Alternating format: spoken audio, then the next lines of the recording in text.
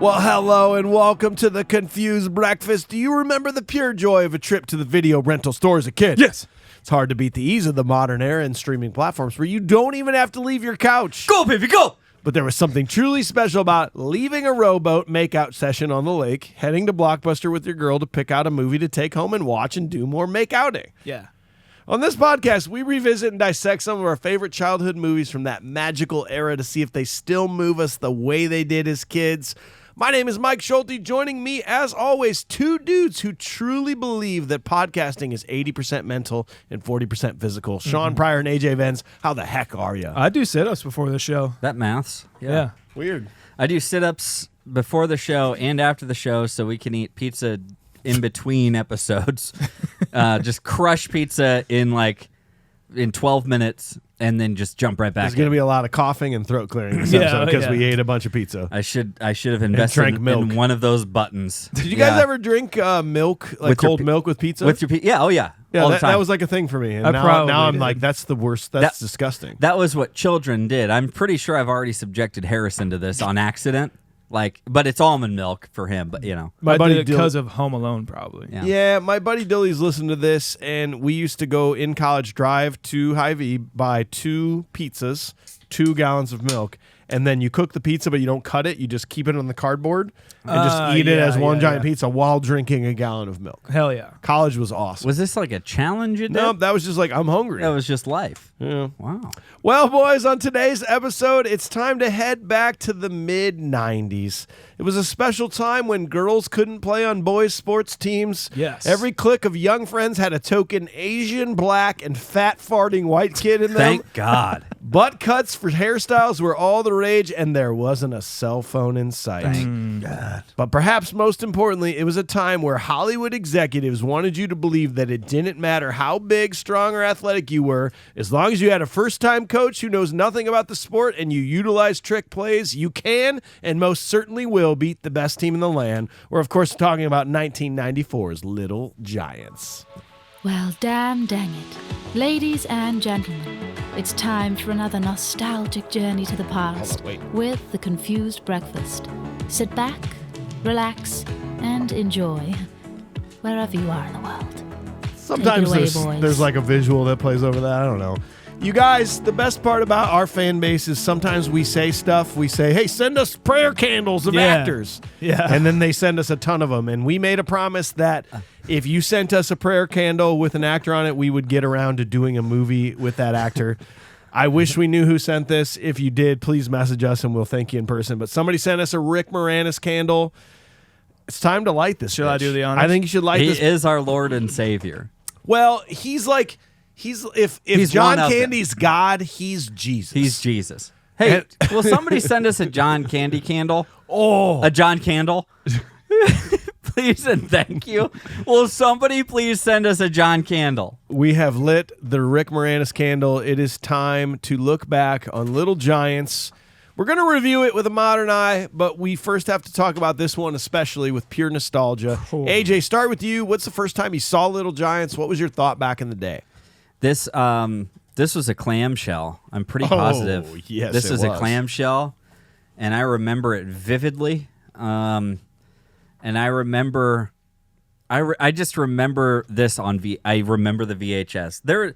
We talk about it all the time. It's in the intro of our show. It's holding the VHS. This is one of those movies that it is very distinct for me. So that being said, we put it in. Was I enthralled with this? Kind of. I was kind of enthralled. I loved it because it was Rick Moranis, and I knew him from Honey, I Shrunk the Kids. So that was it for me. I mean, I was all in on this, and I also knew him from Spaceballs because in my childhood I watched Spaceballs long before I saw Little Giants. Come on, no, it was a lot of fun. It made me want to play football. Unfortunately, it made me want to play football for the wrong reasons. We'll get into it. So this is you know what? As nostalgically, this is a 7.9, guys. 7.9 for age. Oh, Sean, yeah. what about you, bro? Big one for me. Me and my brother watched this all of the goddamn time. It was literally this and Blank Check all the goddamn time. I'm telling you. Oh, We would visit my uncle's house and it would just be there. I don't know if we brought it, but like we would watch it when we went to sleep, and then I would get scared because everyone else was asleep before me. But then we watched this movie again and I'd feel just great. This was a big one, like I just been saying. It is a 9.5. 9.5 kids. For me, this was not as high on the list as some of these other kids sports movies. Mighty Ducks, boop, way up there. Sandlot, way up there. Even like Rookie of the Year, and then like Little Big League. But for some reason, Little Giants, like it was okay. Like Mike. Yeah. You know, Airbud. Listen, 94 too. I'm 12 at this point, and these are just little kids. These You're are just right. dumb little kids. And there's a girl. You're Devin Sawa's age. I'm trying to be the main character, and there's a girl there. Come on. So, but still fantastic as a kid. Watched it many a time. 6.8 for me, my friends. So that's going to take us nostalgically to an 8.07. That's pretty high on the old list. That's going to be all alone in the 29th spot. We think that Blank Check and Heavyweights is a better movie than this nostalgically. Respect. But I'll tell you what, Rad, Flight of the Navigator, and Sandlot, not as good nostalgically. Oh, wow. Nostalgically is how we feel about that. Wow. Sandlot, huh? But we're going to strip it all away, my friends, and we are going to talk about it only with a modern eye. First, we start with Sean. We learn all the important details in the movie. Sean, I know you got pages. Let's hear it. Strap in. Produced by Arnie Schmidt. Story by James Ferguson and Robert Shawcross. Screenplay by Tommy Swerdlow, Michael Goldberg, Robert Shawcross, and James Ferguson. Music by John Debney. We've seen this guy a lot. We've heard this guy a lot, I mean. He's been around. Just listen. Hocus Pocus, The Replacements, Elf, Christmas with the Cranks. Can't wait. Oh, man. He also did... Mail's getting thin on Christmas. Yeah. Oh, yeah. Yeah, Christmas. He also did The Relic and Sin City. Cinematography by Janusz Kaminski. He also did Cool as Ice, Grim Prairie Tales, Schindler's List, Little Giants, of course, Jerry Maguire, Saving Private Ryan, Munich, The Terminal, and The Fablemans. I just laugh and chuckle at Cool as Ice is like one of his first movies, and then like right after Schindler's List is Little Giants. Janusz Kaminski. Hey, that's fine. Yeah. He's like John Mayer. He doesn't know what he is. It's He's true. like, "All right, here's a blues album. Yeah. Here's a blues album. Directed by Dwayne Dunham. Schindler's List was his blues album. No. Schindler's List was Your Body is a Wonderland. And then Little Giants. whoa. Little Giants was the blues album. I don't know, man. Well, I feel like we got those. Man, I don't know, man. I feel like we got those wires crossed. No, man. I'm just talking about in order of that they go. Jeez, guys. I'm not talking about the subject matter. Directed by Dwayne Dunham. He was an editor for National Lampoon. Yes. Editor for Jesus Christ, what's his goddamn name? Anyway, the guy who did Wild at Heart, Blue Velvet, and Twin Peaks. Director. He also directed Homeward Bound and 2 episodes of Seventh Heaven, 2 episodes of Jag, And Pulp Fiction. and Halloween Town. Halloween Town. All right. David Lynch is who I was trying to fucking think of. Oh, Jesus. good. Cast: Rick Moranis, Ed O'Neill, Shauna Waldron, Devin Sawa, Todd Bosley, Harry Schreier, Joe Bays, Brian Haley, John Paul Stewart, Susanna Thompson, Michael Zwiener, Danny Pritchett. What about his wiener? Spell that. Zwiener. So Michael Zwiener. Michael's wiener. What There an was no unfortunate way that name. kid was going to come out on top with that name. Nope. That last name. He was gonna be in Little Giants though. That was definitely Oh, who's his foretold. brother? His name's Tom. His brother's Tom. Tom's wiener. Troy Simmons, Sam Harrigan, Marcus Toji, and Mary Ellen Schrainer. Dick Hey. Zwiener. Should we get to her later? Richard Zwiener. Dick Zwiener. There's nothing else that's Richard gonna happen. Zwiener is. This is where this is it. This is where it's at. Might as well let's just live on Parents this are for probably five. like, oh, my kid can listen to this episode. I don't know. Our name's pretty German. We better change it. Do you think at some point we should do like a Pixar movie, but do it twice? Like one where we're still R-rated, but then we do a redo like 30 minutes long where we can be very G-rated for the kids. The R-rated one is like we try way too hard to go R-rated. The first 30 minutes is us talking like kids about and it. fucking this, fucking that, and yeah. The first 6 minutes would include like something like that. Well, it turns out one of them's last name is Wiener, so we're going to talk about it like kids would. Kids would love that. Yeah. Go ahead, Sean. The film was inspired by a 1990 Super Bowl ad for McDonald's in which it was about a Pee-wee. God damn it. Oh, I thought I was going to get you guys. Pee-wee football game. None other than Steven Spielberg saw the ad and liked it so much, he called up the ad's creator and had him write a feature-length film that Spielberg would produce for Amblin. It's crazy how ideas just get out there. Say what? Steven Spielberg of all people. And you think it's weird that I was on the beaches of Florida thinking Guts was going to pick me up. It's how things work. Steven Spielberg. I just think about Steven Spielberg just like flipping through channels, and he's like, he's not purposely watching the Super Bowl. No. Like, yeah, he just happens to land on. He's not a sports guy, but he lands on it and lands on a McDonald's commercial. It's like, McDonald's does sound good. He's like, this is inspiring. Wow. I'm Steven Spielberg. Wow. I want to write a movie now. You can see the original ad on YouTube too, so if you want to go check it out. I will. Daniel Stern and Phil Hartman were considered for the O'Shea brothers. Okay. Gary Busey and Randy Quaid were originally cast as the brothers, but that would have meant the end of the world, so that couldn't happen. Give me one more. Dude, could you imagine? Yes. Just them two in a movie. I'd love it. Together. Well, I just need him Gary Busey chewing gum, and I'll be in. And the scenery. You're right. Little Giants was released on October 14th, 1994, and on a budget of $20 million, the film only made $19.3 million at the box office, but is beloved by many. And that is all I could find except ESPN articles that just interviewed the cast. Well, thanks, Sean. We got to go to AJ now. We got to learn all the ratings and reviews from critics and fans alike. What do you got on this one, bud? Well, it's 80% physical, 40% mental, 20%. It's the tomato meter. Jesus. Yeah. Normally you're like, here's half a quote in the tomato meter. It's talking about percentages, 46%. Ooh. That's a big old splat. Of all the movies we've done, that is tied with National Treasure. It should be noted that it is higher critically than Varsity Blues and Rookie of the Year. Wow. Hell yeah. Should be noted. Okay. Well, the most average popcorn meter percentage I've ever seen in my life, 63%. Yes. As average as it gets. And it's also translating over to IMDb. It's a 6.4. Wow. Bottom 20, fellas, of anything we've done. Tied with Weekend at Bernie's, Honey, I Shrunk the Kids, Explorers, and it should be noted that Varsity Blues is higher than this on the IMDb. So, just throwing it out there. Varsity Blues. Yep. Okay.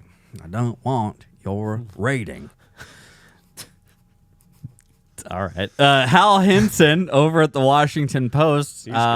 Nobody even cared about ranking this movie, giving it a rating. He's good. They were just like, this is a movie, so let's talk about it for a minute. You can have a blurb in our paper. Yeah. That's still valid in 1994. If Little Giants were in a beauty pageant, it might win votes. It might win votes for Miss Congeniality, but it definitely wouldn't take the crown.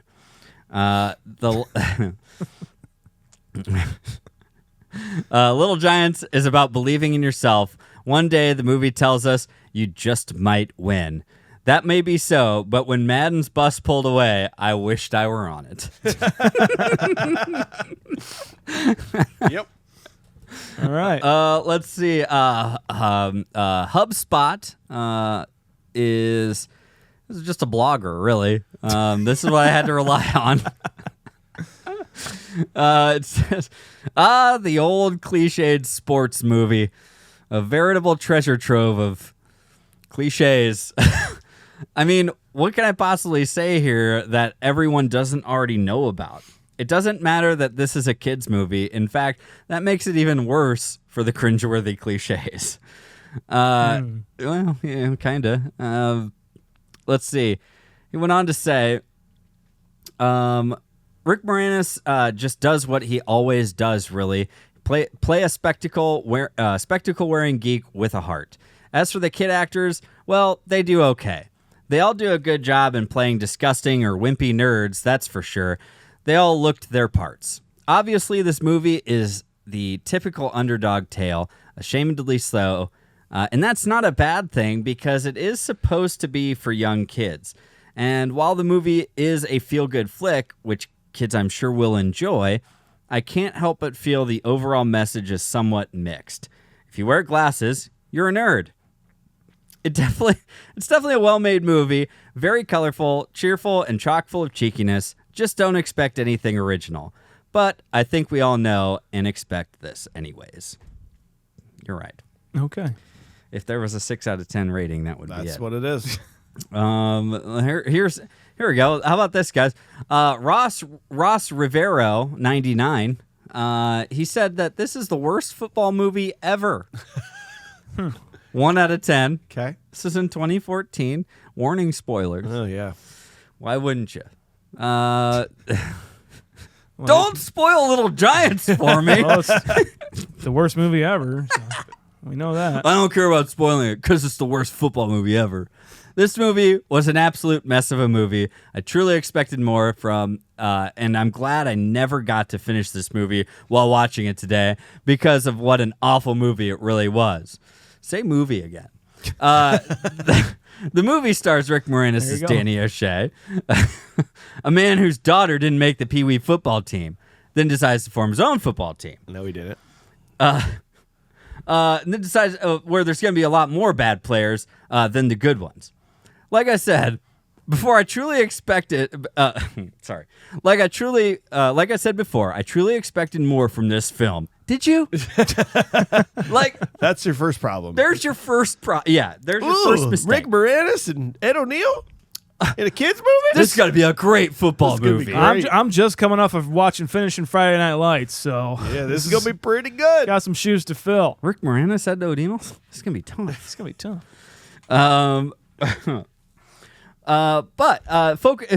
This movie focuses more on Danny and Kevin, played by Ed O'Neill, constantly arguing with each other instead of it focusing more on football than anything else. Hang on. I mean, if you're going to make a movie about Pee Wee football, then focus it on Pee Wee football instead of something else. The acting for this movie is just plain terrible, just like the movie is. All Ed O'Neill does to Rick Moranis in this movie is just try to make him feel bad. Yeah. Just say it right. So I'm going to stop reading this guy's thing. My favorite thing is, how could this be a bad movie? This man's dreams were shattered, it sounds like, because a movie about Pee Wee football didn't focus more on Pee Wee football. And it is my favorite thing to think about, this person renting this or maybe even buying it on a whim and being like, fuck yeah, dude. Little Giants. I love the New York Pee Wee Giants. football, man, I was big into Pop Warner when I was a kid. Yeah, dude. Fucking love it. That was a 1 out of 10. Ross Rivero. 1 out of 8 people found that helpful. Not as good as Remember the Titans and Invincible. One of 1994's worst films ever, and I was watching it. I was desperate for the end. Fuck off. 2 out of 10, guys. Let's give you one more here. I'm just going to read you the first paragraph of this. It's a 2 out of 10. It's from View and Review, December 19th, 2020. Talented people are mean. That's all this is entitled. Okay. Talented people are mean, hence they are bad. Untalented people are nice, hence they are good. That's very true. Okay. Life lessons here. That's what we are to understand from this oft-repeated tale of the little engine that could, David versus Goliath, worst to first movie type. Mm-hmm. You are correct, sir. Or gal. Yeah. You know, it's fine. Yeah. And that's about it. So unless we've got anything from Little Lebowski. If you go to patreon.com/confusedbreakfast, you can sign up for the Little Lebowski Urban Achievers tier, and that allows you to write reviews ahead of time on the movie we're going to do, and then we read it on air. That sounds like a lot of fun, Mike. I A lot of fun. We got Walter Fielding. He says, this was a favorite when I was a kid. One of the last things I remember Rick Moranis doing. This was one of the first movies I saw where the bad guy was a more well-rounded character. I was never a fan of Married with Children, but I really love Ed O'Neill in this role. This is a seasonal movie for me in the summer. I watched The Sandlot with my kids. In the fall, we watched Little Giants. Wow. Shit, I didn't realize that was Devin Sawa. Nostalgically 8 is what he's saying. There we go. Well, boys, before we start our scene-by-scene breakdown, as we always do every single episode, we start with a prayer. Bow your heads. Oh, yeah. That's all. God bless family, friends, flowers, Nickelodeon, fuzzy little kittens, Pez, Mr. Lorenzo, the school janitor. His ears are so hairy. And God bless our favorite sport, the only one we're good at, podcasting. Amen. Amen. Here we go. Amen. So scene 1, the movie starts with a flashback to a young Danny O'Shea beginning to live in the shadow of his older brother Kevin, who's athletic, popular, and goes on to be a Heisman Trophy winner and local football hero. In present day, Kevin coaches the Pee Wee Cowboys football team. Despite being the best player, Danny's daughter Becky, nicknamed Icebox, is cut during tryouts solely based because she's a girl. Her less talented friends Rashid Hannon, Tad Simpson, and Rudy Zoltek are cut as well. Tell me how much nostalgia flooded back to you when you got the Bugs Bunny Warner Brothers logo. Oh my God. I almost called my brother and was like, dude, I love you. You need to watch this. You need to press play with me right now. Dude, Little Giants. Yeah. I don't think we've had that yet.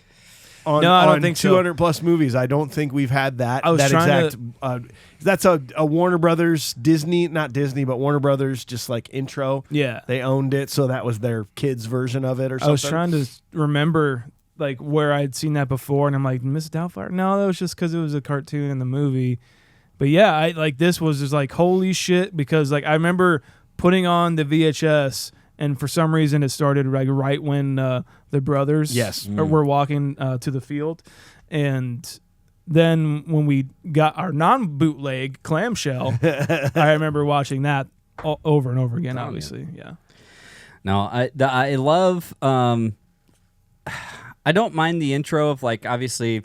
I'm sure we need some context, I suppose, of they were kids and one was the big brother and one was the little brother, and it's been this way for years, right? Ever since the beginning of time, big brother's picked on little brother, and especially if you got glasses, and then but at the same time, do we really need that? We've got Ed O'Neill standing next to Rick Moranis. Like, you can just let us have it. I thought that the two kids that played them as kids were like perfect. Oh, they're spot on. They were so good. Was that Squints? Is it not? No, That's That got to ain't be Squints. Squints. It's not Squints. No, Squints. not a chance. I'm sorry. It's not. I don't know. We're not going to fact check you or anything. No, but no, it's definitely not. No. It's just the same glasses. No, Logan's with me. So those glasses are actually same prop moved over from that movie. Gotcha. Since you guys aren't going to fact check things, I'm just going to make shit up. Well, but like I don't remember this intro though. I don't I either. remember the kid version of it, but I don't remember like the X's and O playbook animation. Oh yeah. And I didn't like it, but then I was like, "Oh, thank God it's short." Oh, cool. They got right out of that, and then they went on to literally give us the world's longest shot of a water tower. It just went on the water tower, and it just went, Like Urbania, Ohio, right? Is that where they're at? Yeah. And pull away. Just got to make sure you understand this is a really bad drawn water tower. Yep. Because it looks real bad. We're gonna call it Urbania because we don't want to we don't want to use a real town's name. No. I remember Like sitting Urbana. down. Yeah. I remember sitting down watching this and like had my phone out to take notes, and that scene came up, and it was just like It seriously stayed forever. and I was like, well, water tower. Sean's noticed Mike's going to hate this. Here's my note. It's like this is a waste of time. If Mike had his way, he would trim this out. You should see the way I edit videos. Like There I was would just be- like, no. No one would know who ever made them. That's what would happen. It would start off directly with the older brothers here, like with Ed O'Neill doing the regular camp right now. That's Yeah. where this movie would start. Yeah. I mean, his older brother is like doesn't want him to play and shit, and it's like, oh, it's sad because he's not letting him play. But like literally, like I don't mean to be mean, little brother, but you're actually the tiniest little kid I've ever seen in my Correct. entire life, and like logistically, there's no way any of us can have fun if you play with us. We I'm will sorry. hurt you on Yeah. accident, and you will cry like Yes. you do every time. It's gonna happen on accident. Being the little brother, always when I'm growing, I always played with kids that were bigger than me. Right? That's just what inevitably happens. Like they're gonna play their game, and you're going to get caught in the crossfire, man. Okay? Your glasses are gonna break. It's gonna be a whole thing, and then your brother's gonna have to answer for it. Yes. That's it. Yeah, Smart sorry, kid. man. I'm sorry. we do get our like modern day kids cast where they're trying out for For the Cowboys. Danny Pee Wee O'Shea's Cowboys. Yeah, In I mean, Ohio. dude, literally a lot of like, so many frames in this movie brought back that nostalgia Yes. of seeing that Bugs Bunny intro. The peanut butter jelly sandwich kid Dude. in his That's helmet. Rudy.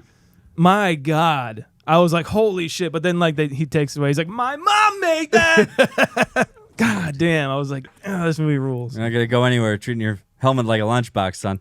When he says Cheetos, they crunchy or puff. And the guy goes, puff. He goes, wimp. I'm like, I remember watching this being like, okay, then I don't eat puffs anymore. It's guess funny I- because he's fat. I guess I It's shouldn't so do it. funny because he's fun- fat. And that's why he's wheezing. yeah. Oh man, listen to him wheeze and grunt. That is really funny. Dude. though. No, dude, that's the thing. Like even when he runs past Coach O'Shea, how do I do, Coach? He goes, I don't know, son. I don't have a sundial. I don't have a sundial. Like, that's fucking funny. Dude. Making fun of kids is awesome. Oh, that's yeah. great. It's the best. It's the best. I don't know why we think that's so PC nowadays. 'cause, No, like, no. it's awesome. They're Hey, dummies. hey, They're all really they're idiots. little dumb heads. Look, they get need over it quick too. yeah. They need it, okay? That They just kid, gotta- Rudy needs it. You got to check them every now and again. All right, sometimes that happens. When I'm pretty sure that the subtitles every time that he runs on screen, it just says like heavy Heavy grunting, like Wheezing. or like labored grunting breathing. It's like what? It Yeah, is. that's right. And I'm just like, yeah, that's hilarious. Somebody It's so funny. Somebody had to write that subtitle, and I bet that was the highlight of their day as a Yes, it was. subtitle writer. If we were on a train to go punch a face, I'm on board. Where are we going with this? Dudes, oh my God. The two kids, the two fucking dumbass kids, the ones that get on Icebox, like they come over to her and they go, are you pee standing up? Yeah, if she's hot to trot, still gotta squat. It's like, what the fuck? What are we talking What about? are we talking I, about? I wrote that 3 weeks ago. Been dying to tell it. That's to you. exactly what Yeah. that piece of shit little kid was thinking. I knew she was gonna be here. I get to finally say it. Yeah. If you had to narrow it down, like I want to punch them both. I want to do one of those like swinging punches that gets the bigger kid, Yeah. and then the bigger kid like falls down on the little kid. But if I'm picking one, it's the little kid. Hey, That face- I'm the insecure bully of the group. I'm going to make fun of your inherent flaw and difference to a traditional football player. Yeah, Yeah. yeah, get him. yeah. Fuck those kids. Those are my Yeah. punchable face. Given to him, Danny. His name is something like that. Yes. Or We don't even Trevor. know. We don't even need to know their names. It's something shitty like Yes. that. Are you going with me on that one? Yeah, I can't think of anybody else. Mine was Butts, Coach Oh, Butts. he's pretty bad. Coach Butts, and there's a line later on that I like. It needs to be handed out, but he does get his. But I think I'll say this: the only thing I'll change is I think it's the big one for me, not the short one. I would punch the big one first, for sure. He You don't deserves like that it. guy? Yeah, butt cut with the stupid eyes. yeah. Yeah, And the changing voice. yeah, Ooh. Yeah. yeah. Funny enough, talking about butts, Joe. Yeah. Do you know what other movie that actor's name is? Joe Baez. Do you know who he was? What other No. movie we did? I know he was in. Yeah, no, he was Office Space. Good call. Yes. He was one of the Oh, Dom, Yes. his other boss. Yes. Hey, Hey, Peter. Hey, Peter. That's happening. He's perfect casting for that. Oh, dude. Yeah, that's right. 100%. Just the guy who just doesn't listen to anything anyone else says. I have to say this thing, and I'm just going to move on. He plays the Hey. perfect number 2. Oh, dude, you're right. That's who you cast. And he's perfect because Ed O'Neill knows that he can literally make this guy do anything. Oh, yeah. And that he's never going to question him because he worships Ed O'Neill. Yeah. But he's also a piece of shit, but he's like, I don't care. He's still going to do. He probably does this for free. I don't have to pay him. Yeah. So, like, this is totally fine. I'll put up with his bullshit. Sure, Mr. Danny. From what we find out, he works at the dealership too. Of course. It's like, and he says, "You want to do something good for me? Sell a car." He's like, "Oh, okay, yeah, Okay, yeah. He never does anything He right. never sells cars. I like when Icebox has that kid in the headlock. Bobby finally shows up, and the look she gives her dad, because he's Danny. like, what? Danny. Dan, he's Danny. Yes. Sorry, Danny shows up, and the look she gives her dad when he shows up, he's like, no, and she's got the kid in the headlock. She's like, like she was gonna fucking kill him. Like She she was going to wait till the breath left his body She was until going to she look released. for that pop. Yeah, Yeah, you're right. Yeah, it's crazy, Oh, dude, cold as ice. This, I Icebox. Thank you. I didn't get it when I was a kid, and now it's even more makes no sense. The fact that Icebox doesn't get picked for this team. They try to rationalize it. Well, she's a girl.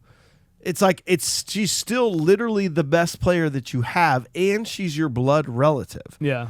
If you weren't going to pick her, what the fuck is she doing here? This literally makes no sense. Any of this. It's like it is literally at any point we should have just not had this, like, some of this movie happen, because Danny and Kevin should have just both sat down with Icebox if it wasn't going to happen. Yes. Hey, this is Pop Warner tackle football for kids. There's We- actually we a just rule don't- that says girls can't play on this. Yeah. I'm very sorry. Like, I think you're one of the best ever, but you can't play on this team. And by the way, well, you know what, guys? Let me just save us. Let me just save us the next hour and 15 minutes. Yeah, Little Giants, they won, and they can combine the football teams for the town because the rules say there's only one team per town, and they go to the first game. Yeah, she can't play. There's rules against she can't play. What do you mean? Yes, she's Hold a on. girl. It's literally rule number 1A. No, like, literally. only men. Yes. Guys, Only biological men. It's boys can play. I And could lose my job. This is all I She have. can't play. She can't play. Guy, I can't. It's a liability thing. Like, you're asking to put a 12-year-old girl in with people like we just- Spike. We literally can't do this. Like, it's also, unethical at this point in time. The team he picks is not like a complete team. No. So why not have the other fuckers? No, exactly. And at this point, The movie ends right here. it- They all get They on all the get team. picked, and some of them just don't play in the game. everyone gets picked. Icebox just can't play because of the rules of 1994. Icebox And- Icebox actually does what her gender's supposed to be, and she's a cheerleader. And like let's just move on. Can we just move on? Maybe she does like home ec classes or something. Killing us, Hey, dude. hey. You're gonna bury us, man. Hey, Icebox, how about you go learn more about that in home ec class? Learn how to okay? make a cake. Learn how to Yeah. make a bed. Yeah. Yeah, you Go. don't belong on the gridiron. Go thaw out some chicken for me. Yeah, because I don't know how. Yeah. And I need someone to do it. The only pigskin you should be around is bacon. Yeah. You know, get me. Yeah. It's the pork rinds. Let's keep Go going. make me a This is sandwich. awesome. Go make a sandwich for your dad Yeah, and do yeah. because your mom's not Yeah, around. because you don't have a mom. So you got to be the woman of the house, just like a son would be asked to be the man of the house. And let's go ahead and play on these gender affirmations. I love it. Satire. Hey, we're just talking about what we learned from movies as kids, man. Yeah, This is what the movie okay? taught me. Look, this is 1994 we're talking about, okay? Let's get a little serious though. It is really cool. I've read a few reviews that many women really related to this movie because, like, in all these other sports movies, like, let's look at Mighty Ducks. Like, the women were all very secondary roles Yeah. on the team. Yeah. The fact that Icebox is the best player and she's a girl is awesome. Well, and her journey throughout the whole movie too, where she's like trying to be Like, she loves playing football, and she knows she's really good at it, and it's a man's sport. Yeah. And she's trying to be a girl where she, like, has an attraction to a boy and, like, wants to be pretty looking, you know. That's traditionally, I guess, you know.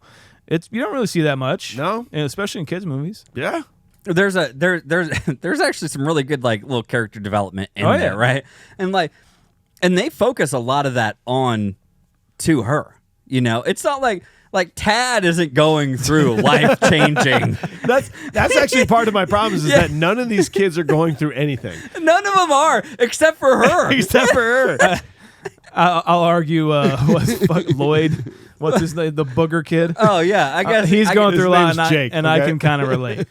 He's Okay. going through things, Jake's fine, okay? and he'll His be mom's going okay. through things. He'll be okay in the end. I guess if any of these, if we've ever done a movie that needed post credit, like what happens to them Yes. next, it was definitely this.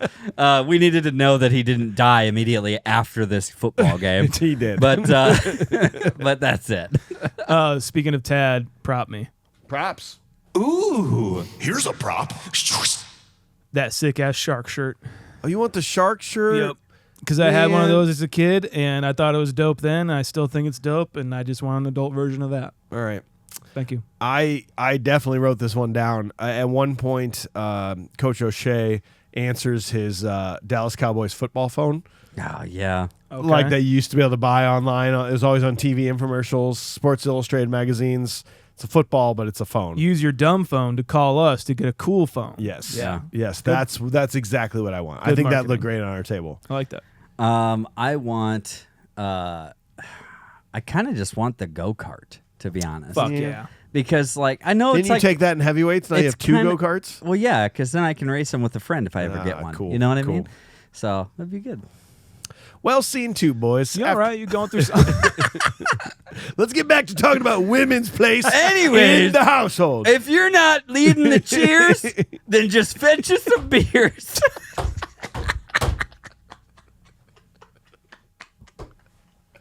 Oh, my God. No, you wrote that down.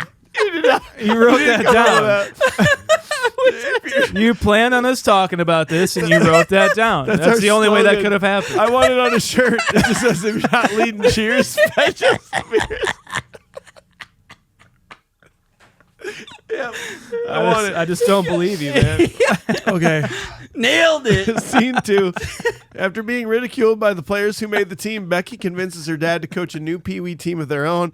Only one team can represent the town, so they decide to hold a playoff game. The team recruits other kids to play on the team, including Newbie as coach and a small, brittle boy named Jake. He dubs the team the Little Giants. We have not handed out the go. I don't think we've handed out the belt since We we've been in haven't. the new studio. Pissing me off, and so there it is. Thank you. Thank you for reminding me. It's hidden among all these awards. really- oh, all shit. these podcast awards. And we forgot about the most important one of all. That's true. Guys, I do really love some of the dialogue in this movie. Like these kids, you'll start to see it's my problem with this movie is that these kids are not like I don't relate to any of them. I don't feel their story. Like Sandlot, No, like Sandlot, you're like, oh my God, these guys, like this is just like, they're just funny kids. I mean, especially all the lines, and I think that's where the writing comes in is like Hanan. Hot Hands Hanan. Hot Hands Hanan. I just love these subtle lines that he goes, there goes my shot at the pros. Now I'm going to have to be a senator. Just little stuff like that is where it really, I really like that aspect of this movie. Yeah, and the dialogue's great. Are you saying that you don't really need like their backgrounds or anything? I doesn't matter. if they're funny. It's like, who cares? They're Yeah. funny kids. This was clearly made for like 7 to 9-year-old boys. Yeah, they're not gonna be like, "Ha, ha, oh, wow. well, I relate because I come from a single family. No, they're like, he farted. That's funny because Yeah, he's the fat exactly. kid and he has more gas than Yes. anyone. Yeah. Yeah. No, that was a man. That was relatable. No, Do it. no. Fart. You do Do the a fart thing, man. That's why we keep you around. There's like and there's also just like the boys hanging out, being boys in a clubhouse that doesn't exist in real life. They just have this like shed somewhere. It's the same one from Little Rascals. It definitely is. Well, I'm just saying, we've all been deprived, and this is just another example of false movie expectations that you should just have your own hangout where you just have a bunch of cool shit. Yep, we all thought that was going to be a thing. Yeah, and I think it's just another big letdown. So I'm pissed. Jesus. No. Have you ever heard anyone say turd? Have you ever heard anyone say turd in a punch bowl before other than this movie? Yeah. That's a phrase? I've never heard that before. Turd in the punch bowl? Yeah. Like why would there be a turd in a punch bowl? Like you're the odd one out. Yeah, but like that's never been a problem in life. It's a little bit more than odd. It's going to get punched and be like, there's a turd! Like you're the black sheep. It's all right. Nothing to be alarmed or afraid of. Like you're the turd in the punch bowl. Nah, whatever. It's fine, man. That's the mayor using that term as well, by the way. Dude, the old guys at the table, It's great. who like actually come up with this whole thing. He's like, the hell with the hell with time. You don't even know what year it is. He's like, nope. They're like some of the most like genuine parts of this movie. Just like the peanut gallery of the whole movie. dude, They're doing this on purpose. yeah. Like they're the ones that probably at some point said, "Oh yeah, you can totally start another team," and they left. They're like, "Dude, there can only be one team. What the fuck?" Dude, Urbana, Ohio. Let's just say it's like a town of, I don't know, like we'll say like 25,000 people. That's too much. It's probably too many. Yeah. Let's say 15. I'd go 10. 10,000? Yeah. That's the town I grew up in. They only fielded like 11 players. That's fair. Too. 9,996. Nailed That's it. actually the size of the town that I grew up in. Like, sure, why not, right? That's very. It's very funny to me that they're just like feeding this along. Like, there's so little going on in this town that the old people sitting around at the same damn booth at the one diner or whatever it is, and they're so bored that this is just what they do. Yeah. They just, I hope I get to do that someday. Well, they're the guys that go into the gas stations and just drink coffee all day. remember when? Oh, yeah. Remember when kids weren't glued to their phones? Yeah. That's all they do. We made skateboards out of plywood when I was a Yeah. kid. and they don't even want to work anymore. Nobody ever works. God. All they want to do is play their Fandango games Flip and their, eat dilly bars. flip their hula hoops over and play with pogs. They want to book their theater time on Fandango. Yeah. On their Fandango They don't app. even buy it. Yeah, they go to Marcus Theater. They don't even check your tickets. They don't even Yes, get don't- a beer at our bars. They won't even go. They just use Movie Pass and don't even use it. I do think this scene is kind of well done. The rumors started that another football team is started by Icebox, but she hasn't told Yeah. her dad yet. It's got the funny back and forth is like Danny or Bobby comes in. and There's says, no Bobby. What the hell? What It's the hell? Danny and here, let's just get this right once and for all. Isn't It's that about Danny Bobby O'Shea? and Kevin. Kevin O'Shea. Are you thinking Man, of I Bobby, thought it was Bobby O'Shea. Are you thinking of Bobby Boucher from The Waterboy? That's 100% what I'm thinking of. I think No, you I are. swear. This is What's Adam Sandler's name in the Waterboy? It's Bobby O'Shea. Bobby Boucher. beloved O'Shea. movie from my childhood that seems like I had never seen before. Yeah. Kevin is Ed O'Neill and Danny. Is Okay, Rick so Moranis. Bobby comes in and talks to Kevin. Anyway, he's talking to his brother and is saying like, "Oh, I hear you're starting a new football team. What the hell's going on?" And it's just a clever scene of the back and forth between his daughter and her uncle, pretty much, kind of realizing what's going on. But then like he starts making fun of Danny, and that's what makes him kind of get the urge to go along with his daughter's plan. Yeah. I just thought it was really well done. It's funny.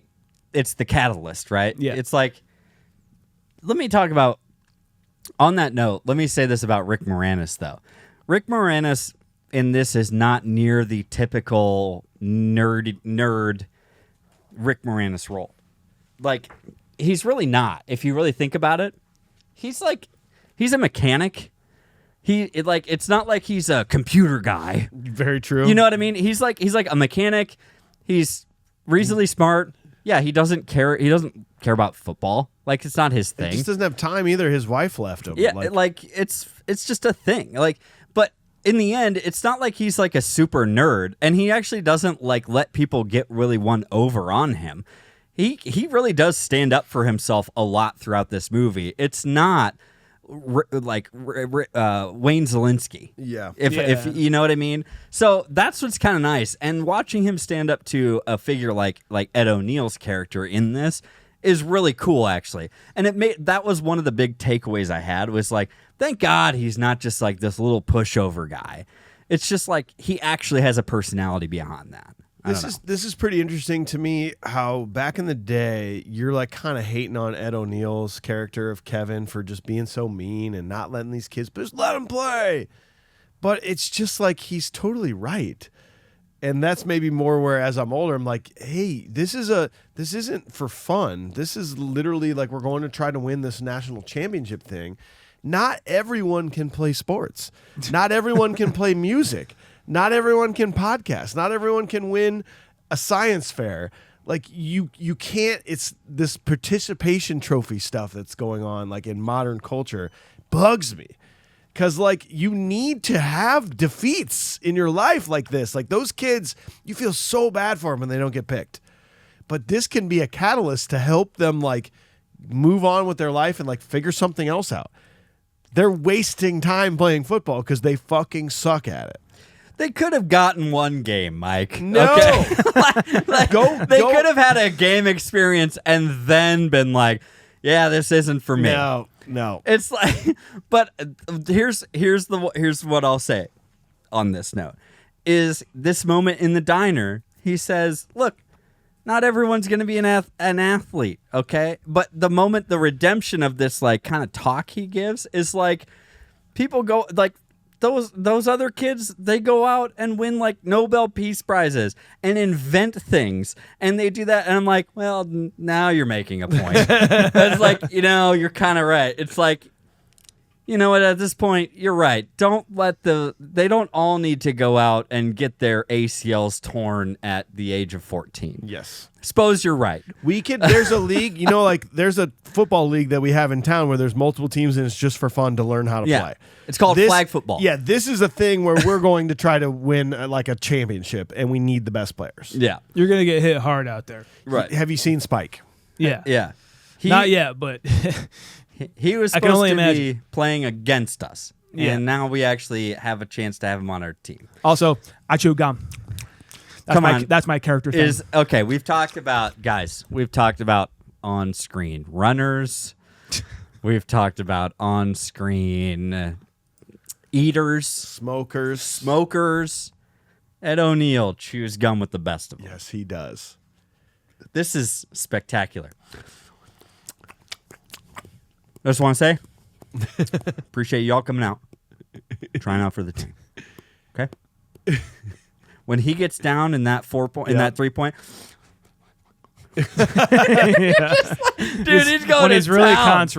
concentrating, he's chewing fast. It might as well. It's nicotine gum. I love the casting of him in this because, like, I don't know if you heard this, but like he was obviously pretty huge as Al Bundy with Married with Children at this point. And he said that he wanted to eventually take a role where his 2 young daughters can watch him. Because they couldn't watch Married with Children. Or Wayne's World. Or you know what I mean? And so, like, he wanted to do this project. But then I find it interesting because normally this is your antagonist. Ed O'Neill's the bad guy. But, like, he's not. He's not the bad guy in this movie. We get a lot of great reminders throughout the movie that he is still a loving uncle, a loving parent, a member of his community in a lot of different aspects. He's just really he can be just really shitty about it sometimes. But overtly shitty in some ways, but then like the true movie is like about a brotherly competition. Yeah. And like one being a little bit less successful in the eyes of others than the other. Yeah. And then that's a fun competition. Yeah. There's really no bad guy. And just like he antagonizes Danny, it's Danny technically, if you think about it probably from his perspective, Danny antagonizes him in his world. Yeah. The same way. So like it's like he's written off as the antagonist, but they're each other's antagonists throughout this movie. So I just love, we've talked about it so many times with 90s movies, they just full speed ahead. We're at the 20-minute mark and the full movie premise is here. and we know what the remaining 80 minutes. We will are be. deep into practice. We've at this point we've said, oh, we're training our two teams to play each other. Yeah. 20 minutes in. Meet you at half court. It's a 50-yard line. Yeah, whatever. It's just so good. And then you start rounding up these kids. When Jake, let's take a second to talk about Jake. I know you want to, Sean. I'd like to propose that if they remade this, a modern day remake, and they showed the Little Giants all grown up, that I want DJ Quails to play Jake. Fuck yeah. Okay. I want him to be grown up. New Jake. guy. New guy. Yeah. Yeah, I'm down. I mean, this is the most relatable thing in this movie to me. Why? Because anytime I am going to try and do anything, it's just allergies, and then I should just stay home the whole time. But I gotta say too, even the scene where his mom approaches, and they make a character out of it. They make a moment, I don't know. It just seems like from a different comedy movie. The mom, where she's just and them, I try to keep him home as much as possible. Then you just get sick all the time and sicker and sicker. And then when he was a little boy, I did this, And She says that she had to sleep on her back for 9 months because she was scared of squishing him. Yes. What the and Rick Moranis is just yeah. Okay. I think he's going to be great here. I think it's going to be just fine. It's kind of fun. I like it a lot. It's a fun premise. I think what makes this you had to create heroes out of some of these kids in some way, shape, or form. Unfortunately, you had to do that by bringing in, well, we got to bring in a comparison, and let's bring in a shrimpier, wimpier kid who's got more problems than any of them. So that way some of them can rise to the occasion, and he does too. Yeah, of course. But at the same time, it's we got to make, it's if this case wasn't hopeless enough, let's make it a little bit more. That'll be funny. It's really funny because he's just a little twerp. Yeah, he's just a nerdy kid. He's an inside kid. Get it? He doesn't do a lot of activity. Yeah. He doesn't get out much. That's funny. It's hilarious. Look how small he looks next to the fat kid. Yeah. Oh, let's put him on the line with the fat kid. That'll be good. Cool. Juxtaposition. They're different in size. Right. Yeah, no, yeah. Right? Yeah, yeah, man. Oh, man. Yeah, we got it. And Action! I'm with you, man. No, yeah. That's it. we're I moving like on. how he's it's a mom. That's pretty good. That was funny. All right, scene 3. They begin training but are not very good, so they recruit a strong-armed quarterback, Junior Floyd, who is the son of Danny's childhood crush, Patty Floyd. They begin to get better at practice and even hold a car wash to raise money. Icebox becomes deterred when it appears Junior likes another girl. I gasped when I saw that was Devon Sawa. Yeah. I was like, what? What? Zero, completely forgot. Just as much as I forgot Wes Bentley last week was in Yellowstone. Of course. Yeah. Completely spaced. Whoa. I was like, oh my. And then I see Devon Sawa, and then I say to Alicia, I was like, yeah, that's the main guy from Final Destination. Wait, which one? And I was like, no, the guy. The main guy. The guy. Oh, jeez, dude. Yeah, that was his first movie role? I think so, yeah. And Spielberg had seen him in other things. Like and some TV stuff. Yeah, maybe. and suggested him for this movie. Okay. He was 15 during filming, so obviously much taller and older than the 10-year-old castmates. I guess he at times didn't even have shoes on when he was hanging out with them. I mean, I think we've said it on the show before, in 5 years, when I say 5 years seems like a long time, but 10 and 15, it's such a difference. That's high school and 5th grade. Yeah. Yeah. What? That's a major jump in just growth, I think human it was growth. Legend of Billie Jean, where Christian Slater was way younger than the female cast in that movie, and it was I think you said it, Mike, where that age difference is they're talking about guys and college, getting into college, and he's still got to have a parent there, to watch and supervise. Man. It's wild. Yeah, I mean, I really do like some of these scenes, when they go to the grocery store and they do meet Devon Sawa, Junior Floyd's character. That's when Icebox shows up, the first time in her life she's ever been like, It's a boy. Oh no, why do I feel this way? Yeah. It's nice to see that like girls feel the same way. Usually it's the guy going, Yeah. you know, now it's like, oh cool, a girl feels that way about a guy too. That's awesome. And she's the icebox. She doesn't like boys. That's what she says. Yeah. No, Icebox. I don't like boys. Yeah, What you the do. heck's going on? Oh, growth. Damn it. Puberty sucks. It is pretty great too. Like Rick Moranis, it's funny we talk about Rick Moranis so much. Like he's such a high. In fact, let's just get it over with, and I'll retain this. Jarrett Layoff, Confused Breakfast, Actor Database. This is Rick Moranis' 6th movie Whoa. that we've done. and roll. In fact, it's not the number one though. Do you know who? Mary Ellen Trainor. Mary Ellen Trainor is now at 7. Our Mount Rushmore is officially busted. We've got Candy at 9. We've got Buscemi at 8, and then we have DeCummin, Reeves, Cage, and Trainor all at 7. Wow. So 2 of those need to step up at some point here. Yeah. But the thing about it that's weird for me is that we love Rick Moranis so much, but sometimes in these movies, he's just not a giant role in it. Like this one, he doesn't really do that much. He's in just it. He's the a little good guy. giant role, Mike. Yeah. You know, he's a little giant you. role. And go ahead, Sean. Yeah. No, I mean, like, it's a serviceable role, and it's nice to see his face here, but yeah, he doesn't have a lot to do. Like Honey, I Shrunk the Kids is like a good meaty role that he Yes. can chew on. You know, he's like a crazy scientist plus a dad. He's just kind of a dad here who's trying to make kids' lives better. Yeah. And he's the moral compass of the movie. And Yeah, that's that's it. true. It's not really a character. That's you know? true. Yeah. And but there are the moments like when he does go to the Patty Floyd's house and realizes it's Yeah. Patty Floyd. Yeah, yeah. They both back away from the door, him and his daughter. I thought that was pretty good. Like, Danny. Hi. hi. Wow. It's pretty Get the good. fuck off my porch. What are you doing here? The shit. Another one from Jarrett Layoff, Actor Database, Mark Holton. Mark Holton is, I think, the dad of Spike? of the fat kid. No, Oh, okay. he's the dad of the fat kid. Who's the Oh. fat kid? Rudy. Oh. So Mark was in Pee Wee's Big Adventure and Teen Wolf. That's The it. neighbor in Pee Wee. Yeah. Yep. I don't think he even said anything in this movie. I don't think but so. He was the parent. He was one of the Rudy. goalposts. Yes. Yeah. Exactly. Yeah, and he says, like, gas man. Think about it. Whatever his name, Herb or His whatever. parents are large too. It's Oh. funny. It's really See? funny. It's really genetic. funny. It's genetic, guys. Sometimes Turns out. gets passed down, man. You know? Yep. Gas down. Yeah.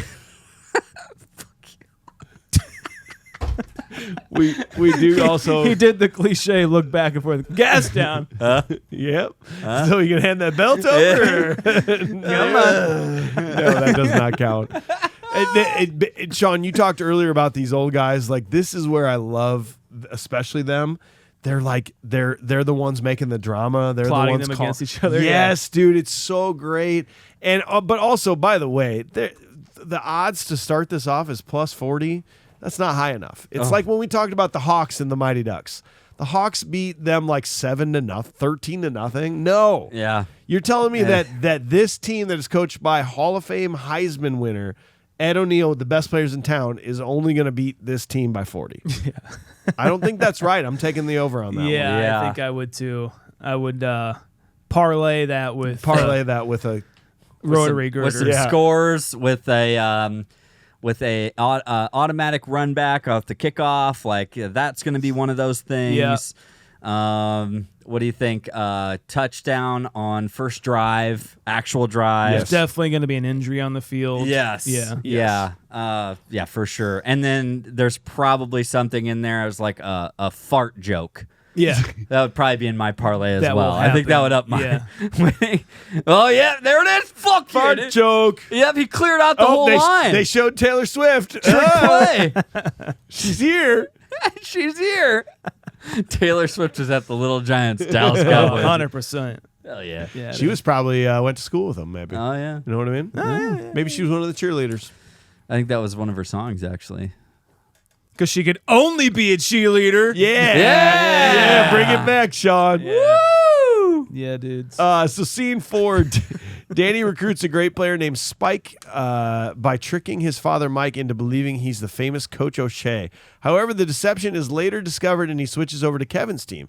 Just as Danny's team begins to lose hope, a bus arrives carrying NFL stars. They teach the kids about football and inspire them to believe they can win.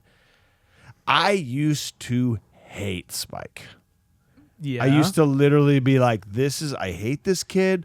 I hate everything he stands for. I hate this actor. Well, I hate everything. You very well could because he speaks in third person. Correct. Like, I didn't like any of this. Yes. On Modern Day Review, I love Spike. Why? I don't know. Like, Please give me some context I here. just think it's hilarious. Like, I think he's actually like kind of a good actor. And I like the way he even the lines, you mess with Spike, you mess with death. And he's just got I don't know why it makes me laugh that he talks in the third person so much. But think about this kid's role. He's one of the best football players in the state. And he's Adam Banks from the Mighty Ducks. And now all of a sudden he has to play with these fucking kids. Yeah. I feel bad for him. He's trying to make a career out of this. His dad's been pushing him all his life. He likes it. He's really good. He's going to the NFL for sure. But now he's got to hang out with these dudes. Of course he's going to talk that way. It's classic. It's classic. If let's say he had to continue playing with them, he would have to dumb down his playing eventually. Mm-hmm. It would eventually come to that, and he would have to take a step back, become a lesser player. You practice the way you play games, and Yeah. so he's going to be practicing against this shitty team. Mm-hmm. And so he's going to just have to tone it down a little He'd bit. be stifled, and he wouldn't make it. He wouldn't Well, make I it mean, the NFL. You know, I his just career don't would be like- busted, Sean. No, I get it. He's falling down Mel Kiper's draft board. Every night before he goes to bed, I rub evaporated milk onto his on his thighs. Spike. I've been training him. I've been grooming him, and I'm like, Yeah. Don't use that I word. have to I don't say like- that one. I don't like the dad as much, but I do like Spike. Yeah, I could see where you're coming from. Is he the same guy in Brink? Yeah, the Val. dad? He's Val. Is in he Brink. Val in Brink? Okay, Yeah. thank you. He's Val in Brink. Yeah.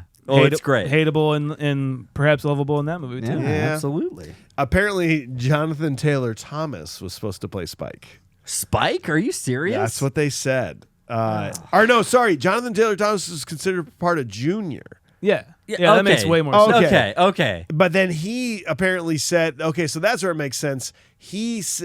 I guess maybe even auditioned for the role, and maybe some of these were scenes that he auditioned with. He said that Spike's original line to Becky was, "When you mess with Spike, you die 1,000 deaths. Ah, okay. You get death." And he's got a gold tooth and Yeah. stuff. I don't know, man. It makes me laugh nowadays. I don't know why. It's because I think he's a character amongst average Joes, and that's what makes it interesting. You have to throw this needle into the haystack, Okay. to add some danger and some fire beneath everything that's going on. Think if we didn't have Spike, right? And from Spike, by the way, we get that amazing race. Do you mean to go to his To house? go to his recruit him? house? With the train Oh, and the yeah. go-kart? And the shit? go-kart, yeah. This is one of those things ingrained in my memory. This is what I thought. I was like, oh, I can take a go-kart. Yeah, no, I can just drive go-karts. I don't have to buy a car. No, Thank go-karts God. are I don't for have to everybody. learn how to drive like a real car. I can just take a go-kart. Thank God. That was good with that, man. That was a great scene, though. And I thought they played that up very well. The interactions, though, once you get to that house, you get this. You get the great characters of his dad and Spike, though, and he's carrying that fridge out on his back. He puts his arm up and he's just doing pull-ups on his fucking arm. Is it a God damn. yeah? Give me 10. It's okay. So was this a hint? Was it some sort of a inside joke or writing that he's carrying an ice box out of that trailer? Well. He's been training for that day his whole life, huh? Huh? Boy, man. For Come on, guys. shadowing. Come on, guys. Read between the lines. Yeah, dude. Wake up. Little John. Wake up, sheeple. It's an ice box. He's carrying an ice box. The director only lets you see what he wants you to see. Yeah. Mind freak. A mind freak. Chris Angel. Are you ready? But I always laughed about this as a kid, but I still laugh more. Is that so Coach O'Shea, Kevin O'Shea gets stopped by the train, right? Yeah. Go-kart goes across. And he's like, darn it! No. And then 30 seconds later, the train's gonna cross, and then he'll continue and go up to the and house. still go to the house. Yeah. Am I interrupting anything? Yeah. Hey, I'm actually the Kevin O'Shea, Yeah. and this is my brother. I know he's talked to you for 30 seconds, but I'd like to describe to you what's happening here. Yeah, what's Danny gonna do? It's like, we should go somewhere else. I know you're unloading your house and moving in. Go somewhere else. But we should go somewhere else. And I think they make it 2 days of practice before he's finally like, hey, we heard the real story. Yeah. You're not the real Well, O'Shea. I mean, if he did catch up with him, it'd be like, oh no, I'm actually Kevin O'Shea. That's my stupid dumb brother who has asthma probably. And he's like, oh well, yeah, we'll play with you guys. Well, yeah. Oh yeah, I'm looking at both of you, and you look like a football player. 100%. Like, you look like you shrunk your kids. Got him. Thanks. You have to. It wouldn't matter no matter how much time has passed. It didn't even have to be that same day. Yeah. No. It could have been like maybe he really did oh shoot, I got to get back to the dealership now. I'm just not going to have time because this train is going to take about 20 minutes. And I did say I had another thing I needed to get done back there. I'll try it again tomorrow.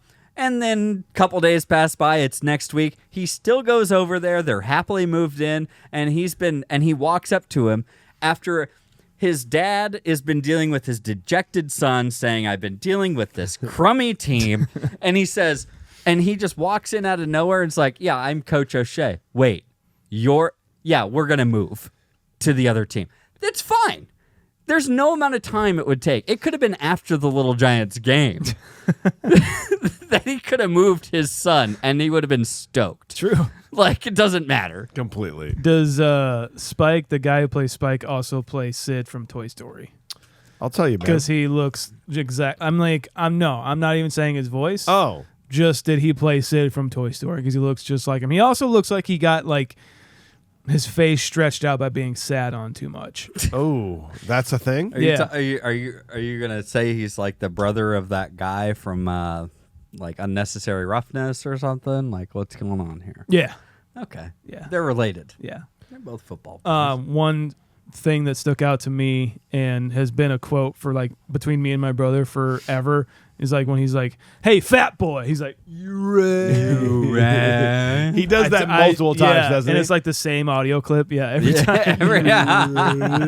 I don't know why, but that is funny. It is very funny.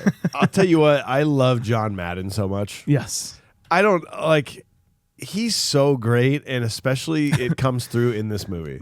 One more thing. A clear stunt guy driving the bike or riding the bike for Tad. Oh, is it really? Going up to the bus. It's like a 21-year-old man. I'm pretty sure that's the same for the go-kart scene earlier when Icebox is riding it. It looks like the dude from Wet Hot American Summer. It's just dead on. It's a guy with it's a not beard. hiding it at all. Yeah. Anyway, kids are stupid. They won't know this. That'll be fine. Just put that helmet onto him. They're dumb. I just love John Madden. I feel like he would actually be this way in real life with young kids, taking the time to talk to him. Yeah. Apparently he hated flying, so he did tour in buses all the time anyway. But this is one of those fucking just tropes of the 90s where the pro team shows up and they're going to hang out and they're going to teach you football lessons. Necessary roughness. Yeah. No, this is not going to happen, guys. Did it. Oh, come on. It's not going to. Hey, you're John Madden, right? Yeah, I am. Hey, will you do that thing you do on the teleprompter, but do it on the map? Yeah. Great. Cool, thanks. Thanks for putting that joke in our movie. Great. That's it. It's just No. It's just so unnecessary. It felt forced by the time it got to line number 4. It was one of those moments that I know it's a kid's movie and I know I'm not a kid, but it took me out of it. And I'm like, would kids even get that joke at that point? I think by this time, all their dads are watching football. That's exactly They what it see is. John Madden doing that every Sunday. But there's a little fan service to they know that dad took their kid to go see this movie. Okay. So Yeah. let's give him something. Let's give All him right. Bruce Smith. Let's give him Emmett Smith. Let's give him Tim Brown. They'll be like, oh, I know those guys. Cool. Yeah. yeah. I don't know. And that's just that's just how these movies are for me. Is like it's so hard to do a modern day rating on a kids movie because like this was made. Like I hate when people say this is a 1 out of 10. It's the worst thing I've ever seen. Well, yeah, it is because you saw it as a 40-year-old. Right. But like this was not made for you. It was made for a 9-year-old boy or a 9-year-old girl. And if you're a 40-year-old and watch this movie and don't see it, like get a little bit of joy out of it, yes, you're dead inside. Correct. So that's why these can be very hard sometimes to dissect. It's like I don't know. They are. Is it good? Is it not? I don't know. I think that's just what I get caught in is like that's why. Get into the mode of like, okay, I'm going to try and watch this. And you kind of have to be still a little nostalgic and hold on to a little bit while we're trying to be critical. But at the same time, and watch it through the eyes of a kid, try to do that again somehow, and then be critical. There's layers to it, right? Like an onion. And we're just going to go through this. But then you get the John Madden joke, and you're like, oh, now I got to be 35 again. Yeah. Now I have to be 30 again. Now I have to be 40 again. It's like, so that's what's hard to bounce back and forth on. And again, then you also have these cameo appearances from professional athletes that are just not always great. Yeah. You know what I mean? They never are. To go back on that sentiment that you brought up that you have to watch this as a kid or whatever. Like even there's movies even that I've found today or like 2 years ago or like however many years ago that I love. But over time, kind of get a little old because I've seen them so much. But then, what the joy that brings it out of me is showing new people that movie and seeing and watching it through them. Obviously, this is what's going to happen when I have kids. I'm going to show them this movie, and I'm going to watch them watch it because that's what's fun about it. Exactly where it is. That's where these movies lie. But in that way, you are right. It is hard to kind of dissect and be critical about. Yeah. There's more funny dialogue here. This is where Becky, Icebox, and Junior, like they're gonna kiss by the lake, and that back and forth. Becky says, "Come on, we got to learn sometimes. I mean, if you want to get a job and have kids and stuff." And Junior's like, "You can have kids without kissing." And she's like, "Yeah, but you can't get a job." Get a job. It's like that's like pretty interesting conversation to. I don't know why. What? Where'd you learn that? Why are you talking like that? Where did that come from? But Is everything okay with your mom? Yeah. What's going on with like? Oh boy. Are we sure we want our parents to get together? Because then we're gonna be stepbrother and stepsister. Yeah. We never talk about that, do we?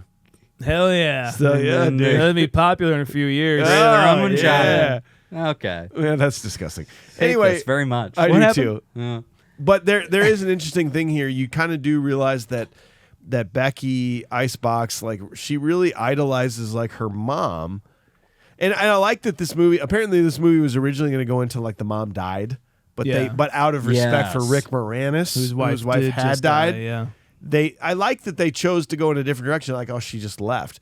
But it's almost like they forgot to change the script because Becky like idolizes her mom.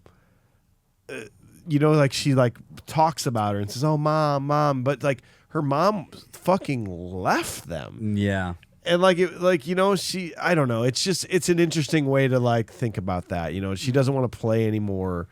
Like it was mom's idea, and I don't know. It's just a weird. It's like they didn't change the script to reflect that. Right. In the PG-13 movie, like she would say, "Well, mom wouldn't Mom would let me wear makeup and go out and do all this stuff and do what I wanted," and then Rick Moranis would be like, "Your mom left us. Yeah. She left. Okay, she's not here anymore." It'd be that dramatic moment. That's exactly what it would be. Yeah. But instead, Rick Moranis was like, "Yeah, she left. And trying the best I can. I got Patty to look for now. Yeah. Patty's over there looking pretty good." Look, I haven't been touched by a woman in years. Okay. You want to go down this road? Oh, you want to go down this road? And you want to talk about? You want to compare shit, huh? with your daughter? Try paying for this fucking mansion. Yeah. With a one salary income. All right. You think I'm making this money doing tune-ups? I'm selling drugs. I'm in deep shit. With Chicago. All right. My big thing though is like, even though I'll be honest with you, like there gets to be a point where I know they even touch on it in this scene, and Rick Moranis even kind of calls her out.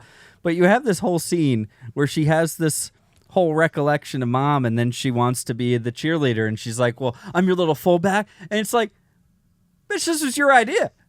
Yeah. This is what you wanted to do. I didn't even try to do this. It wasn't even my idea. You literally made me step in shit. And I have to clean it off the shoes now? Like, what is going... Like, I didn't want to do this. I just thought you were excited to do this with your friends. I'm the dad. I don't want to do anything. Ever. You think I want to spend my time with these rancid ass kids? I don't have time to coach Little League, okay? I'm running a business. I work 70 hours at a garage. This is true. his life. It's completely true. I do free car washes now. And What the fuck?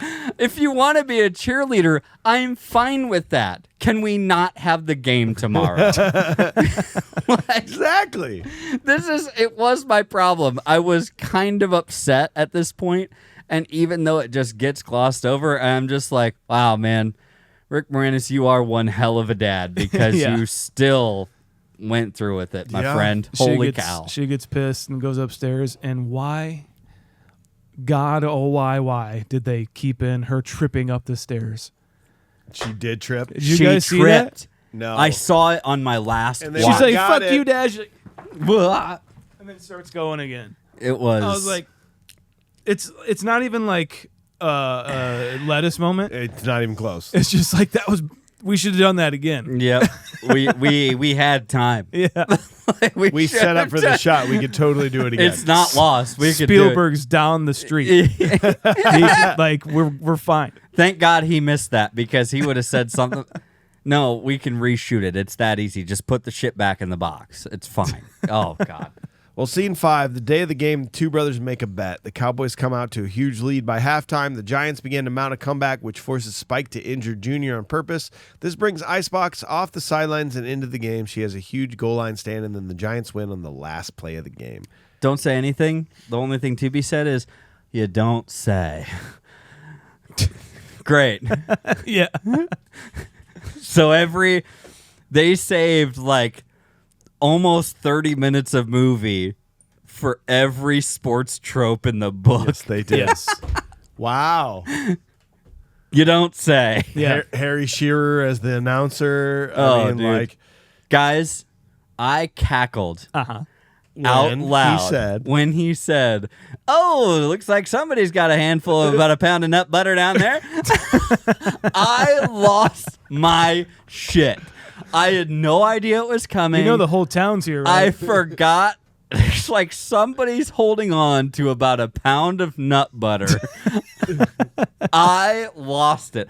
I mean, dude, and then my laughing made my wife like borderline concerned, like but happy. he also says, we got the Giants kicking off from my right, your left as you're listening. You're like, It's like, what? because it's directional. Yes, exactly. that is, if you don't know, that's Kent Brockman from The Simpsons. That's Ned Flanders. It's Harry Shearer. Yeah, From he The did- Simpsons. He did so many so voices many for The voices Simpsons, for yeah. The Simpsons. But He was also Wayne's World. You're not The DJ. even You're not listening. even We listening could to say us. anything right now. It's in Handsome 2. Dan. It's Handsome in 2. Dan. Handsome Dan. Yeah. Yeah. You're not even listening. Mr. Scream. I'm not Handsome Dan. He is. Hi. Hi. Hi. It's not even fun anymore. It's like shooting fish in a barrel. Oh! Before this, they get the night before montage of all the characters and what they're, everyone's getting tucked in. Marcus is, I think it's Marcus, right? Yeah, the kicker. Yeah. Yeah. He's like putting the paint under his eyes. Yeah. And it goes to somebody else, and it cuts back to him, and he's like all over his Yeah. face. I'm like, Yeah. oh no. Yep. Oh no. Yeah. There's doing still it. time. Stop. At doing it. that point, I looked up if this was another Disney movie. Yeah. I Yeah. did, and that Those turns out sons of Warner bitches. Brothers is the same thing. too. Same thing. Just buddy. doing blackface. Yeah. I'm just gonna say it. You said it. I think when you're watching these movies as a kid, this is what you're really looking forward to is the final game. And when you're watching this as an adult, you're like, yeah, okay. I all like right. it still. I Yeah. actually think like even the impact of the tackles and everything look actually really It didn't good. look bad. Actually, it looked better than like Varsity Blues did. Yes. at It times, did. Honestly. It did. It 100% did. They got a different director for this whole scene. Somebody 'Cause that knew football. literally couldn't handle it. The original director just wasn't cutting it, and so they got a whole new director to direct all of the football scenes pretty much. Jesus. And so that's why I think the last scene is really like more well paced than the rest of the movie. Obviously, it's more action, but I think it's I don't know, just like stitched together a lot better. I think he got a lot more coverage. This new director did with what he was trying to do. I mean, the most recent football movie we did was Unnecessary Roughness, Yep. or Necessary Roughness, sorry. And that's what I kept thinking back to. I was like, this is better football footage than Necessary Roughness. Yeah. It's fast paced. It's impactful. Like it feels like, the cameras match the hits. Like The sound the effects sounds are are good. Like it is. It's just like it's better, and they did it with kids. You're just man. But again, there's no way at all that a kid like Jake is going to tackle Spike. Like I don't care what your halftime speech is like or what your motivation is like. These kids are not going to beat the Cowboys. Yeah, well, Hey man, one time. No. The one time. After Mike, the right? second quarter, man, everything changes. Dude, you know that. No, it Everything doesn't. changes, man. Then they had lost hope even in the beginning. They didn't believe in themselves. Then they believed in themselves after the second half. Like in the beginning, they're like the Cowboys were like Cowboys, win, and the Giants were like Giants, help us, God. Help us, It's God. amazing. After the second quarter, everything changes. Yeah, man. I don't Because know. one time. Do you not have any spirit left in Yeah. you? No, Come I on, don't. man. I'm really tired. I know. It's been a long day, okay? Aren't we all? Aren't we all? Look. Of course they weren't going to win in the beginning. Of course second half was going to be inspiring. And sure, fourth quarter was going to bring back our main character to Of make a course. difference in the game, possibly change the outcome. Sure, Mike. What's wrong with that? What's wrong with that? Did you? Second and 9, they gained a yard. Hey! Yeah, they hadn't even gained a yard, and now they're gonna score 4 touchdowns. That was very funny. They gained a yard. They It gained a is yard. funny. It is. Except for the mom's reaction. That's a little over the That top. was She's a fun. little over the. Jake's mom. Jake's mom is a little over the top. For me. Yeah. It was even like her after she sat down. Yes. Like It's too much. It's too much. just like okay. Come. She's either a really good actor or a very bad actor. right. Yeah. It was one of those scenarios. I will Yeah. one thing when Tad scores his touchdown, they cut to his dad, and he genuinely looks like really excited that his actual son scored a touchdown. Like I got kind of emotional when it cut back Yeah. to him. He's like, "That's my son." Like, it Because was he's like, my son's never going to score a touchdown. yeah, ever again.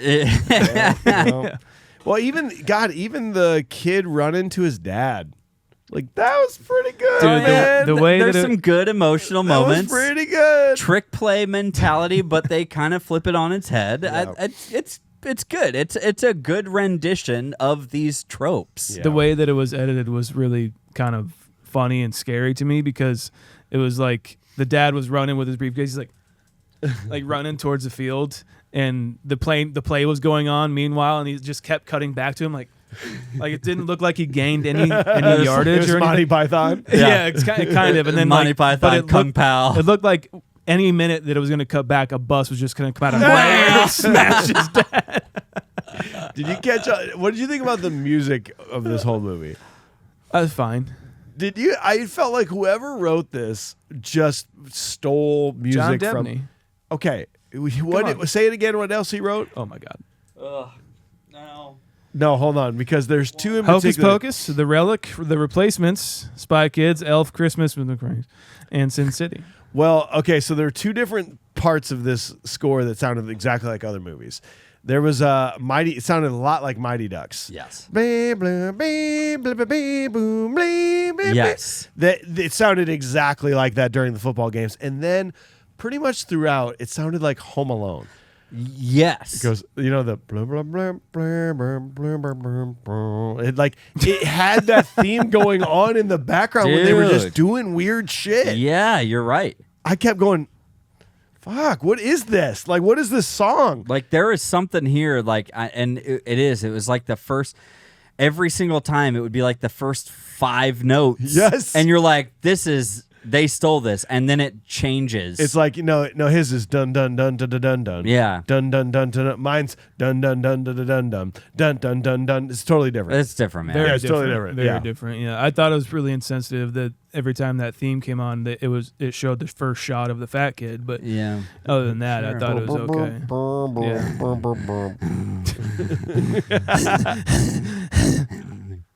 He's like the teacher in Forrest Gump fucking his mom. Ooh. Oh. That's what he sounded like. Wow. Oh. Cool, man. Thanks for putting that in our head. Didn't you guys think? This is a really fun, there's a lot of great values to it. Remember the doctor fucking Forrest Gump's mom? Remember that? Wow. Yeah, man. We should do that movie. We'll have a lot of fun, Sean. Thanks, man. The effect of the football turning into toilet paper I thought was really good. Pretty good. Pretty seamless. Yeah. I liked it. That Come kid's on, funny. fellas, don't let me down. That kid was really funny. Like, that. the delivery from Hot Hands Hanen, not the best, but it worked. Yeah, exactly. You know what I mean? Like not the best actor in the world, No, but it still worked it for the was movie. still a lot of fun. Come on, fellas. It's great. It's great to see Icebox on the field in like a cheerleader's outfit, but like kicking ass. Like that's pretty cool. Oh, yeah, probably. that was cool. Yeah, it's like it became like. I think that was another big thing. Like she's not out there in like the full regalia. She's got her cheerleading outfit, and then she put on the pads, shoulder pads, and this like hybrid kind of thing, And that was a good play and a good kind of finish up to like her character development. You know what I mean? It was good. It was fun. Yeah. I mean, it just ends. It ends. really does. Yeah. It just goes like, yeah. Yeah, O'Shea So Brothers. does he actually like sell the business to him, or do they figure that out? He's like, you're not actually going to make me give you the business. And he goes, there's always a job for you over there. I think that they both are still doing their same shit, but Bobby O'Shea, Danny is like an assistant coach to the Cowboys. Yeah, because they now clearly put their teams together and they go Yeah. play and they get stomped in the first Yeah, game. yeah. They get creamed. Yes. Because they are not. If this team couldn't beat the fucking Little Giants, How many times do we have to erase this fucking water tower? Yep. Jesus. Oh, dude, Danny died. This sucks. Danny died. We got to get him He off was- the water tower. He was on the sidelines, and a pretty big kid ran into him. And A kid? Wait, like an NFL? No, No. It was a peewee kid. he's just a big kid. He was 12. Yeah. He suffered. Oh, he suffered. He suffered. the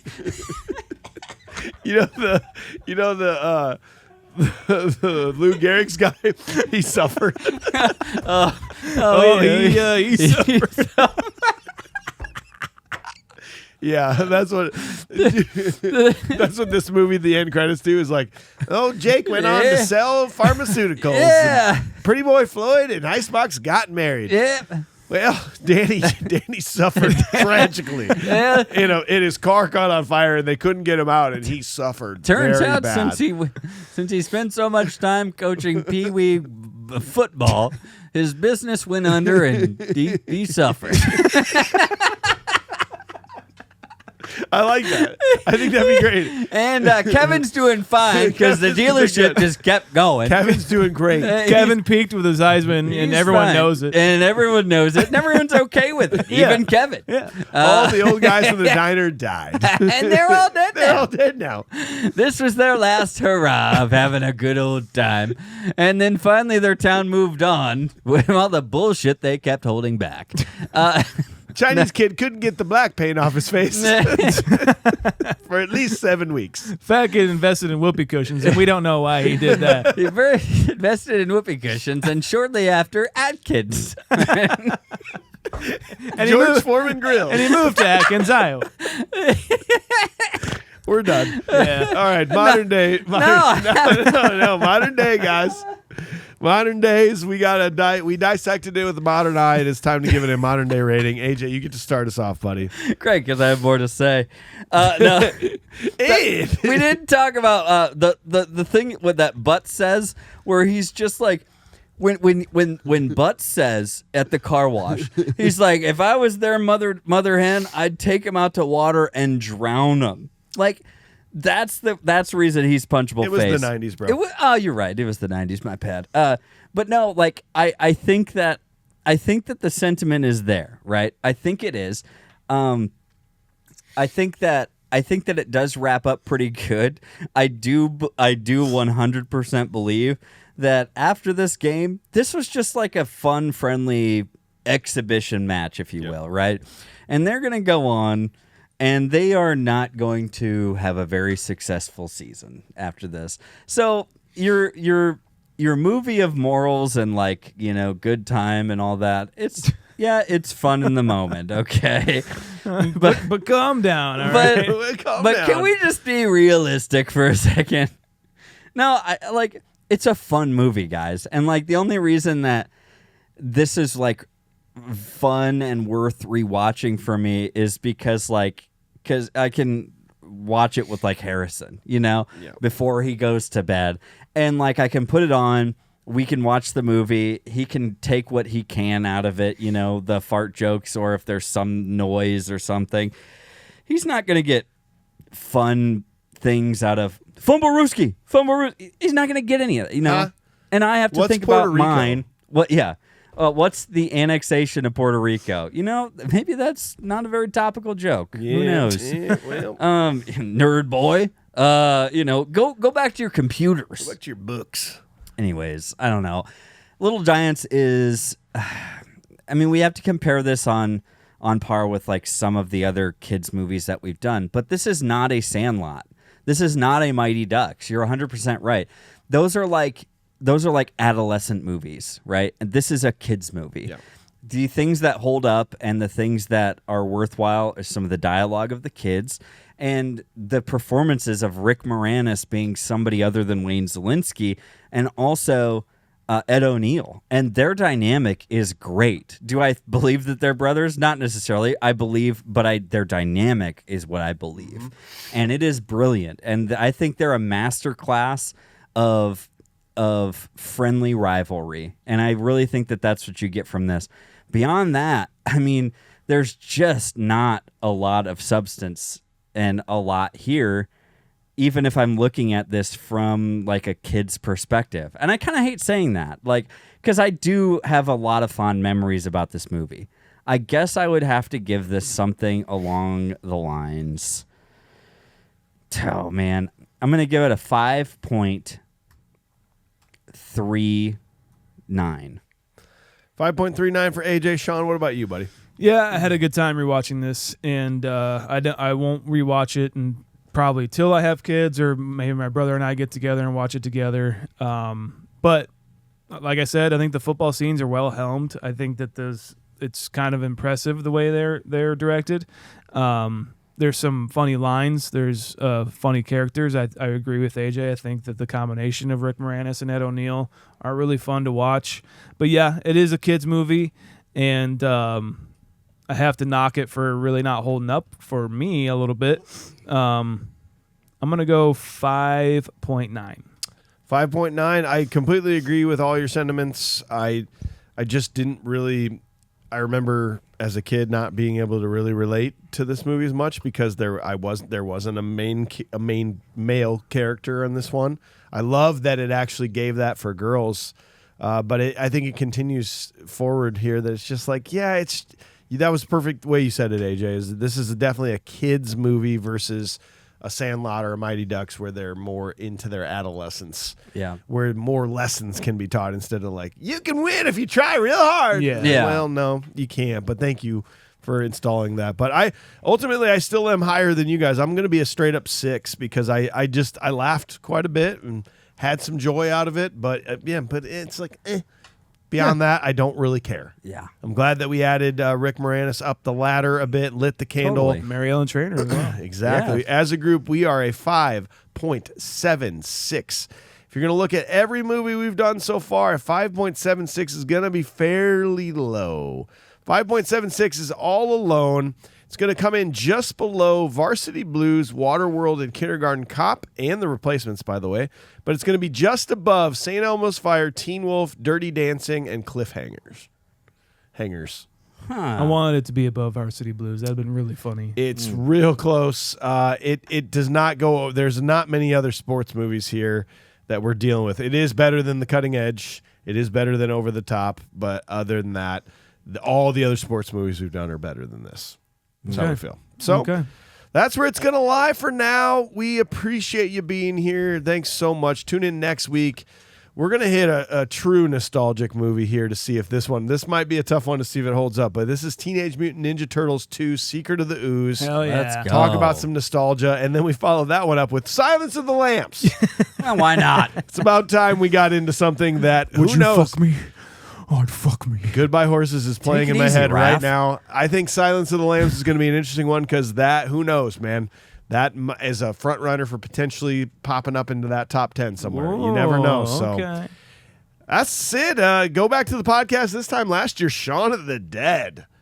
Not only is that one of our favorite movies ever, but that is a fun episode. That is a great episode. Go check that out. Please and thank you, guys. Fumble Rooski. Okay, if you're dropping the ball and leaving us a review, fix that error right now. Okay, go leave us a review. 5 stars if you're listening this long.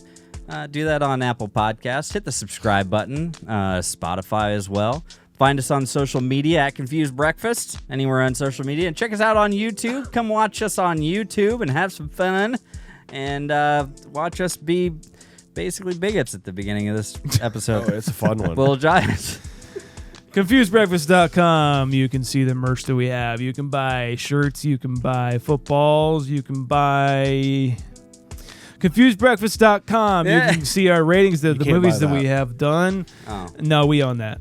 You can see the ratings of the movies that we've covered. You can see AJ's ratings, Mike's ratings, and my ratings, and the show's ratings overall. I love you. Goodbye. Go Cowboys. Produced by Upload Media Group in Cedar Rapids, Iowa. Logan on the controls, being our best friend. Learn more at uploadmediagroup.com and learn more about our, you know what? I don't know what I. Cloud 10. There are platform, there are network, Cloud there are 10. Cloud 10. Cloud 10 Media. Cloud10.fm. We love them so much. Goodbye. Parties.